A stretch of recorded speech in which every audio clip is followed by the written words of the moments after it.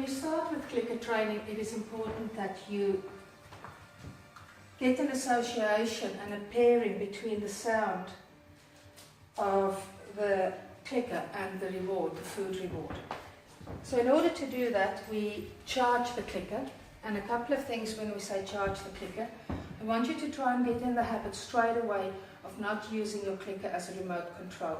If you find that you start pushing it or showing it towards the dog, pointing it and clicking, put your clicker hand behind your back.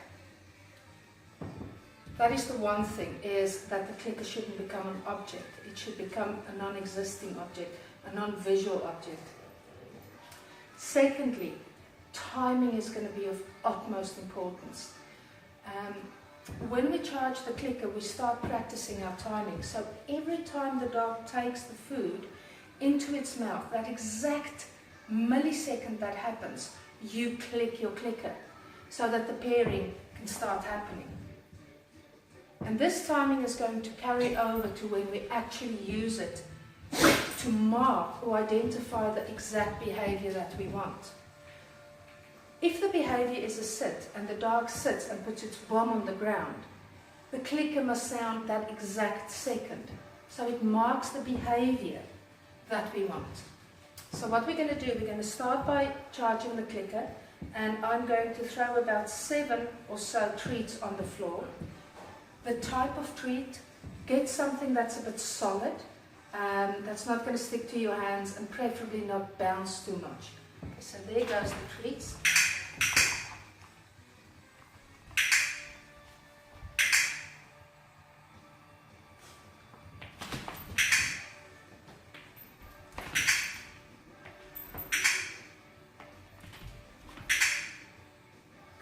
So that, there's one left. Let's see if he finds it.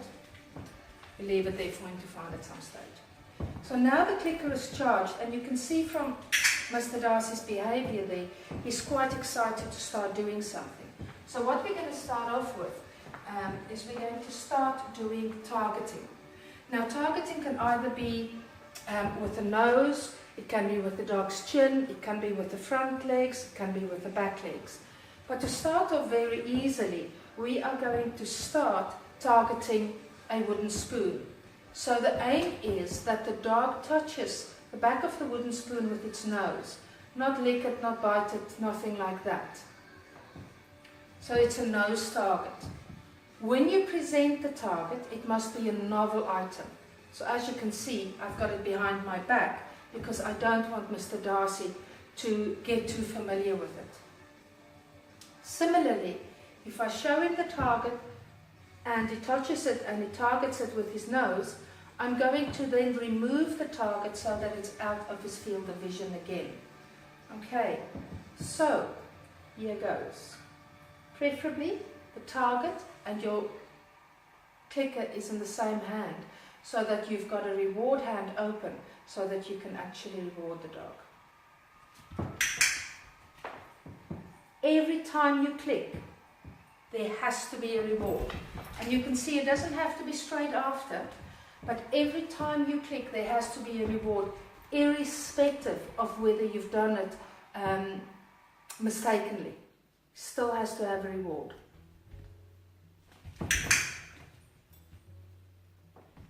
If your dog is quite new to targeting, what you're going to do is you're going to put the target fairly close to their face, so that they can see the target easier.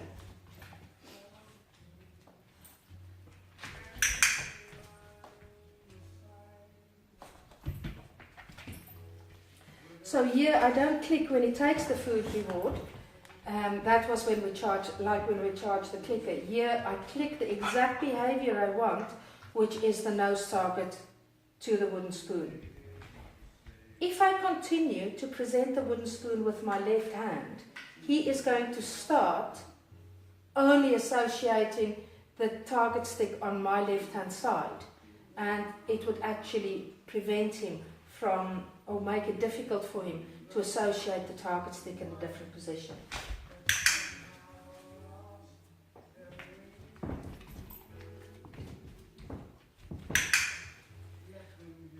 What happens if your dog does not touch the target stick? What I want you to do is remove the target. Don't have your target out the whole time for the dog to touch if he isn't touching it. Remove the target and then make it easier for the dog. See if you can maybe put a little bit of cheese, rub a little bit of cheese on the back of the target stick, if needs be. But mostly, if you put a new object, a novel object, close to the dog's face, and unless he is very fearful of new objects, he should go and investigate. And that way,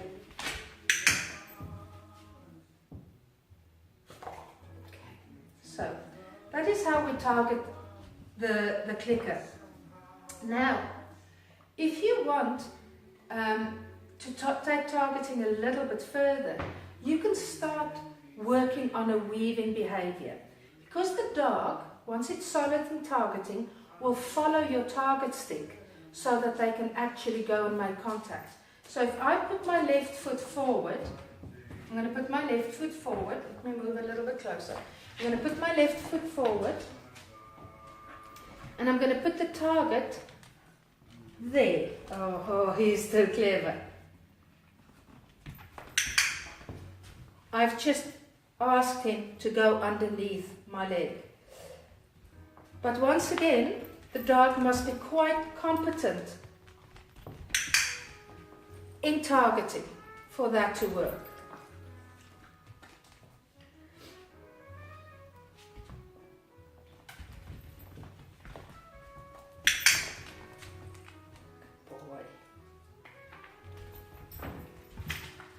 I'm going to put my right foot forward,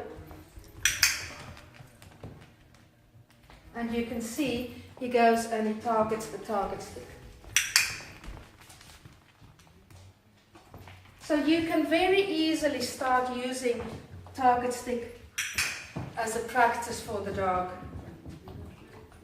to do all kinds of behaviors, because he'll follow the target stick.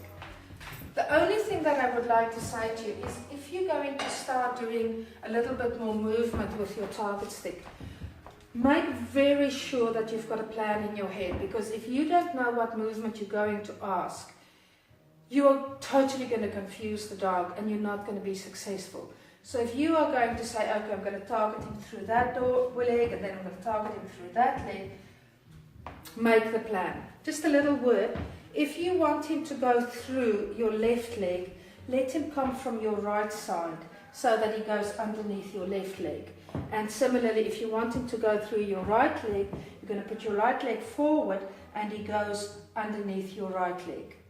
Okay, so he always enters the weaving pattern with your leg, going from the leg that is at the back towards the leg that is in the front. Okay, so there you go. Super.